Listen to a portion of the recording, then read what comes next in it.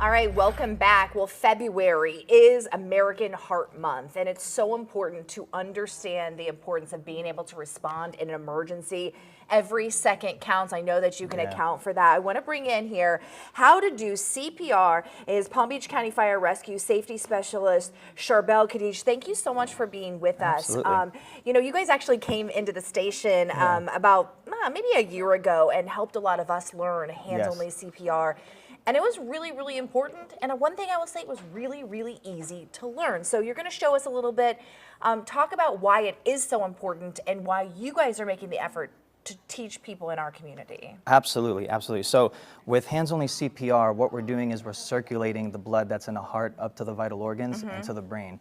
And so the goal of that is to keep those organs in the brain alive. And the only way to do that is to provide chest compressions, because the heart works off of electricity. So if the heart's not working, there's nothing that's going to push the blood.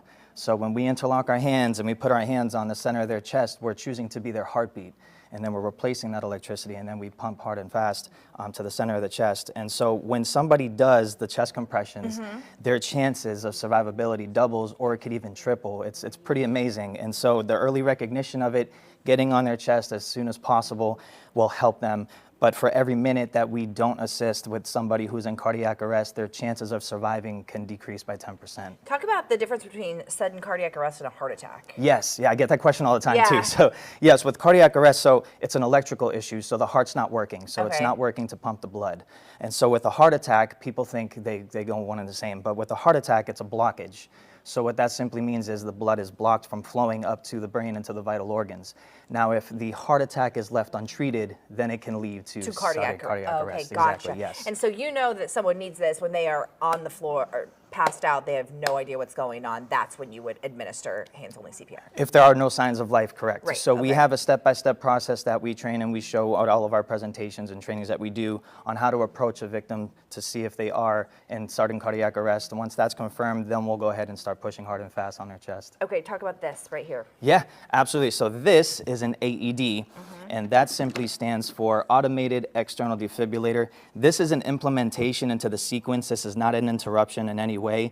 This is also what's going to shock the heart in hopes that it wakes up into a normal heart rhythm. This is a very easy to use medical device for anybody, that anybody can learn how to do that. And I know that when you came to our station to do this, that was one of the things we learned, also where they are around the building. Yeah, you'll find them many places. And that's a big push for you guys also, to make sure that communities throughout our county have these machines around and are trained to use them. Yeah, we definitely recommend to have those, because that again can get implemented while the person's giving compressions. They're everywhere. Publixes, schools, organizations, I mean, name it. They're great to have on site, and as long as somebody knows how to use them, or they're good at listening to directions, because it will prompt you on what to do, you'll be in good shape to hopefully use it. Apply the pads, listen to what it says, shock if it needs to. And yeah, it's pretty self-explanatory. Yes, it walks you through the whole does. thing. Show us just really quickly. I know one of the first things you try to figure out if something's wrong, but you immediately tell someone, go call 911. That's first and foremost. Yes, as soon as we confirm that there are no signs of life, then we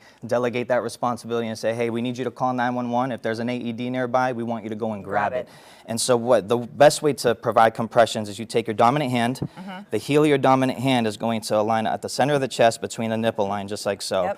And the best way to maintain your grip is what's called an interlock right here. So you take your other hand, you interlock on top, and you're stiff as a board from your shoulder to your wrist. It's not easy. And you're bouncing with your hips. It's a workout. Yeah. So I always tell everybody, when you're doing this, we want you to breathe. Sure. Because if you're holding your breath, you can get lightheaded, dizziness. So when you're providing compressions, breathe in through the nose, out through the mouth, and bounce with your hips. You don't want to bend your elbows, and you want to shoot for 100 to 120 beats per minute.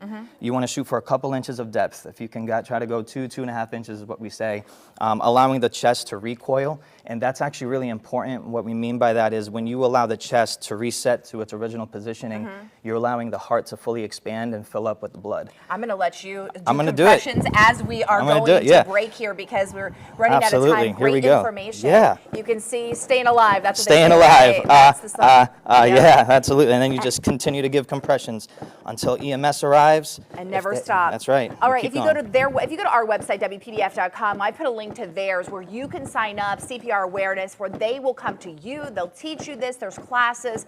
It's invaluable information. Thank you so much. Thank you so much for keeping our community safe and helping us in that effort.